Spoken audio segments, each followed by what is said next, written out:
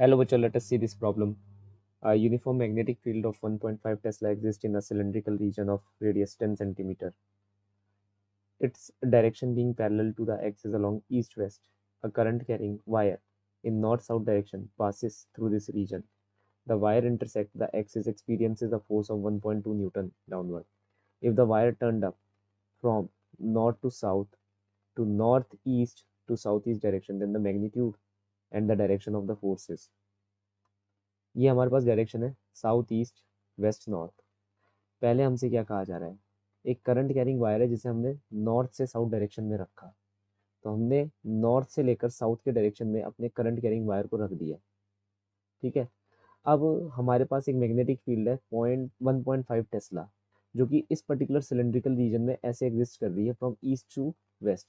Cylindrical region की radius कितनी दे रखी है, हमें 10 सेंटीमीटर दे रखी है। तो अगर हम थोड़ा ऊपर से देखेंगे यहाँ पर, this is north, this is south, this is west and this is east. तो जो हमारा वायर है वो नॉर्थ से साउथ के लिए रखा हुआ है, करंट भी नॉर्थ से साउथ जा रहा है। तो अगर हम ऊपर से देख रहे हैं तो वो सिर्फ और सिर्फ सिलेंड्रिकल रीजन की इतनी लेंथ में आ रहा है, यहाँ से लेकर के यहाँ तक सिर्फ और सिर्फ इसलिए इतनी लेंथ में आ रहा है, which is equal to 2 times of radius, that is the diameter of the particular wire, है ना। तो हम ये कह सकते हैं this is 2 times of radius R. अब फिर हमसे क्या कहा जा रहा है, फिर हमसे ये कहा जा रहा है कि the wire intersect the axis and experiences a force of 1.2 Newton. इसके तहत इसको अभी 1.2 न्यूटन की एक फोर्स लग रही है। अगर वायर को north south to north east south west direction में रख दिया जाए, तो हमसे कहा जा रहा है, ये देखो साउथ वेस्ट डायरेक्शन ये है, वायर को तुमने ऐसे मोड़ दिया, वो साउथ वेस्ट डायरेक्शन और नॉर्थ ईस्ट डायरेक्शन में है।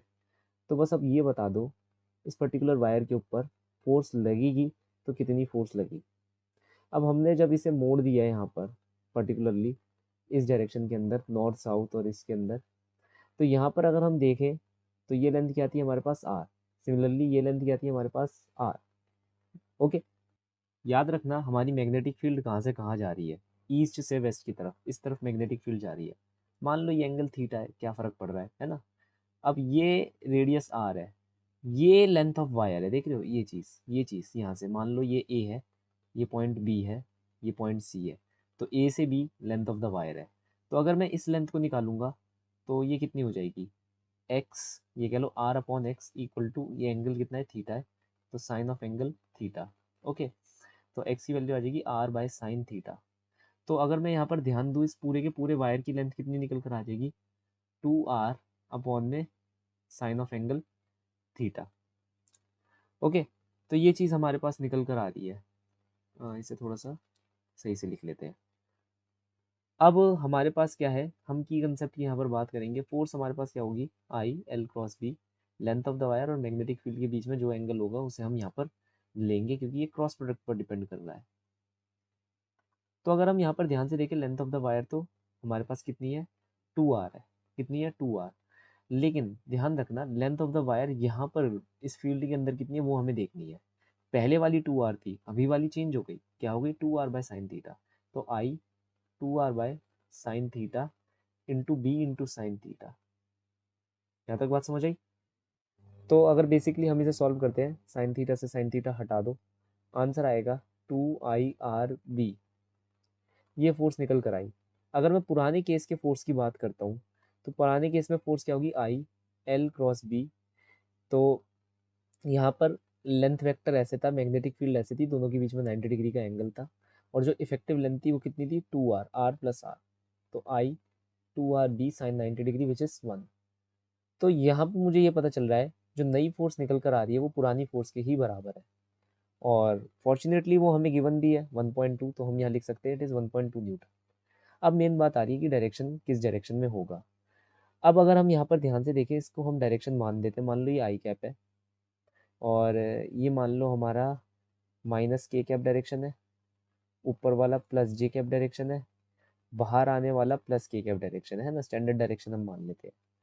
तो यहाँ पर जो फॉर्मूला बन रहा था I L cross B, I L cross B, इसका अगर हमें डायरेक्शन निकालना है, या तो डायरेक्टली हम राइट हैंड रूल से भी निकाल सकते हैं वैसे तो, अगर हम ध्यान से देखें तो राइट हैंड रूल भी हमारे पास एक और चीज़ है जो डायरेक्शन स्पेसिफिकली हमें निकाल कर दे देगा। देखो इसका लेंथ वेक्टर इस डायरेक्शन में है, तो अगर राइट हैंड रूल लगाते हैं तो थंब का डायरेक्शन अभी भी नीचे की तरफ आ रहा है, तो मतलब फोर्स जो है नीचे की तरफ आ रही है इस केस में, डाउनवर्ड डायरेक्शन में।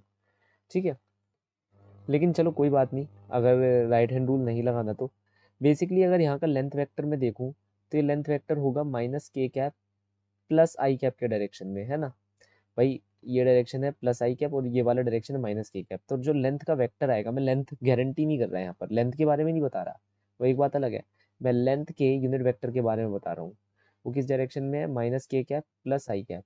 क्योंकि बेसिकली अगर मुझे डायरेक्शन निकालना है तो ऑब्वियसली मुझे सिर्फ लेंथ वेक्टर और मैग्नेटिक फील्ड वेक्टर के डायरेक्शन से मतलब होगा।